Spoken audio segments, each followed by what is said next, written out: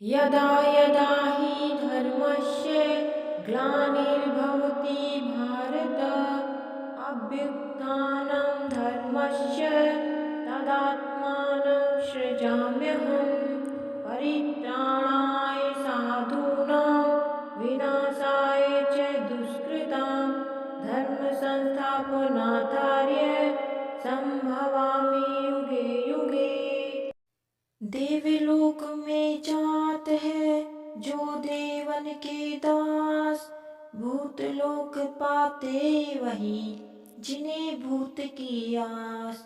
जो जन मेरे भक्त है मुझे जानते नाथ, तन में मन से जो सदा रहते मेरे साथ। मेरी केवल भक्ति में रहते हैं दिन रात, वही पुरुष संसार में मोक्ष धाम को पात। अंत काल सिमरे मुझे हे अर्जुन जो धीर, वे योगी पाते मुझे हे पांडु सुत वीर। प्रेम से बोलिए वृंदावन बिहारी लाल की जय। जय श्री कृष्णा। प्रिय भक्तों, मैं आज आपको श्रीमद् भगवद गीता का 8वां अध्याय ब्रह्म योग सुनाने जा रही हूँ। तो प्रेम पूर्वक श्रीमद् भगवद गीता का 8वां अध्याय सुनिए। अर्जुन ने कहा, हे पुरुषोत्तम, ब्रह्म क्या है? अध्यात्म किसको कहते हैं? अभिभूत क्या है? और अधिदेव क्या कहता है? हे मधुसूदन, अधियज्ञ क्या है? और इस देह में अधिदेव कौन सा है? मरने के विषय में स्थिर चित्त वाले लोग तुमको कैसे जान जाते हैं? श्री कृष्ण भगवान बोले, जो अक्षर अविनाशी और परम श्रेष्ठ है वही ब्रह्म है। प्रत्येक वस्तु का स्वभाव आध्यात्मिक कहलाता है और समस्त चराचर की उत्पत्ति करने वाला जो विसर्ग है वह कर्म है। जो देह आदि नाशवान वस्तु है वही अभिभूत कहा जाता है। विश्व रूप जो विराट पुरुष है वह अधिदेह है। और हे पुरुष श्रेष्ठ, इस देह में मैं ही अधियज्ञ हूँ।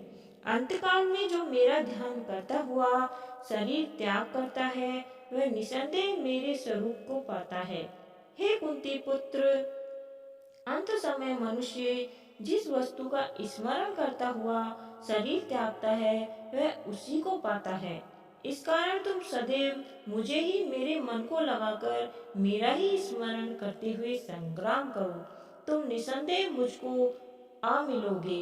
हे पार्थ, अभ्यास रूप योग से युक्त हो दूसरी ओर न जाने वाले मन में सदा चिंतन करता हुआ पुरुष परम आदि दिव्य पद को ही प्राप्त होता है।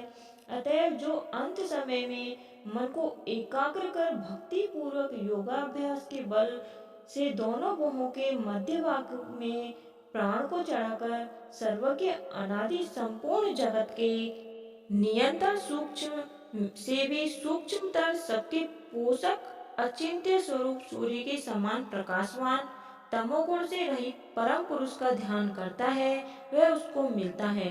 वेद के जानने वाले उसको अक्षर कहते हैं। वीतराग होकर सन्यासी जिसमें प्रवेश करते हैं तथा जिनको चाहने वाले ब्रह्मचर्य का आचरण करते हैं, उस परम पद को तुमसे संक्षेप में कहता हूँ। जो सब इंद्रियों द्वारा को रोककर मन को हृदय में धारण कर प्राण को मस्तक में ले जाकर समाधि योग में स्थित इस अक्षर का उच्चारण करते हुए देह को त्यागता है, उसे मोक्ष रूप उत्तम गति प्राप्त होती है। हे पार्थ, जो मुझे ही में मन लगाकर नित्य प्रति मेरा स्मरण करते हैं, उन सदैव स्मरण करने वाले योगियों को मैं बहुत सुलभ रीति से प्राप्त होता हूँ। मुझको प्राप्त होने पर परम सिद्धि को प्राप्त करने वाले महात्मा गण फिर से यह जन्म धारण करते हैं जो नाशवान और दुख का घर है। हे अर्जुन, ब्रह्मलोक पर्यंत जितने लोग हैं वहां से लौटना पड़ता है, परंतु मुझ में मिलने से फिर जन्म नहीं होता। हे भारतवर्ष, जिस काल में योगी जन देह छोड़कर फिर नहीं लौटते और जिस काल में लौट आते हैं वह काल बतलाता हूँ। जिस काल में अग्नि प्रकाश और दिन शुक्ल पक्ष हो, ऐसे उत्तरायण के 6 महीने में मृत्यु को प्राप्त होते हैं। धूम्र रात्रि कृष्ण पक्ष दक्षिणायन के 6 महीने इनके मध्य गमन करने वाले चंद्रमा की ज्योति को पहुंचते हैं और लौट आते हैं। संसार को नित्य चलाने वाली शुक्ल और कृष्ण नाम की 2 गतियां हैं। एक से जाने पर लौटना पड़ता है और दूसरी पर फिर लौटना नहीं होता। हे पार्थ, योगी इन दोनों गतियों का तत्व जानता है, इसी से मोह में नहीं पड़ता। अतः ए अर्जुन, तुम सदा योग युक्त हो। वेद यज्ञ तप और दान से जो पुण्य फल बताए गए हैं, योगी को उन सब में अधिक ऐश्वर्य प्राप्त है और सर्वोत्तम आदि स्थान पाता है। तो प्रेम से बोलिए वृंदावन बिहारी लाल की जय। जय श्री कृष्णा। इसी के साथ 8वां अध्याय समाप्त होता है। अब आइए सुनते हैं 8वें अध्याय का महात्म्य। श्री नारायण जी बोले, हे लक्ष्मी, दक्षिण देश में नर्मदा नदी के तट पर एक नगर है। उसमें सुशर्मा नाम का एक बड़ा धनवान विप्र रहता था।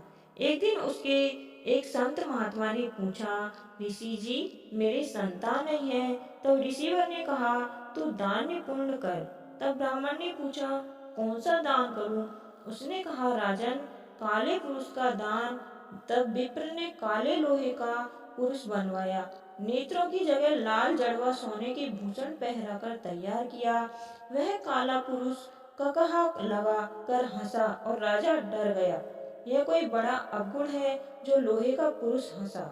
तब लोहे के उस काले पुरुष ने ब्राह्मण को कहा, हे ब्राह्मण, तू मुझे लेगा? तब ब्राह्मण ने कहा, मैंने तेरी सरीके कई पचाई हैं। तब काले पुरुष ने कहा, हे विप्र, तू मुझे वह कारण बता जिस कारण तूने अनेक दान पचाए हैं। तब विप्र ने कहा, जो गुण मेरे में है सो मैं ही जानता हूँ। तब वह काला पुरुष कहा कर लगाकर फट गया और उसने से एक कालिका की मूर्ति निकल आई। तब विप्र ने श्री गीता जी के 8वें अध्याय का पाठ किया। उस कालिका की मूर्ति ने सुनकर देह पलटी। जल की अंजलि भरकर उस विप्र ने मूर्ति पर जल छिड़का। जल के छिड़कने से तत्काल उसकी देह पलटी और देवदेही पाई। विमान पर बैठकर बैकुंठ को गई। तब राजा ने कहा, तुम्हारे में भी कोई ऐसा है जिसके शब्द से मैं भी अदम देह से मुक्ति पाऊं?